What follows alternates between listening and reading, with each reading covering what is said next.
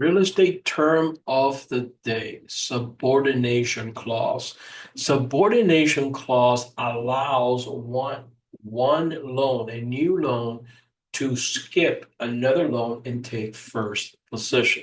This is usually seen on an equity line or a second mortgage, right? You have a second mortgage and it's been recorded way earlier, and you want to refinance your first mortgage and you get a new loan. So what this does, it skips, right? It leapfrogs to the first position. Without the subordination clause, this new loan will never be able to take first position because everything is done by date, especially when it comes to mortgages. It's done by dates.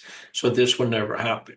Where do you see this? Well, you see this in a developer when he gets a loan for the land, and now he gets a much bigger loan for the build out, right? And this, they're not going to take second position, and this one has first position. So this loan must have a subordination clause. So when he gets a loan to build the houses, which is going to be much bigger, it'll be able to jump to first position, and then this one takes second position. I like to call it the leapfrog because it's exactly what you're doing. You're jumping ahead of an existing loan. And that is the definition of a subordination clause. For more tips and tricks, please visit my website.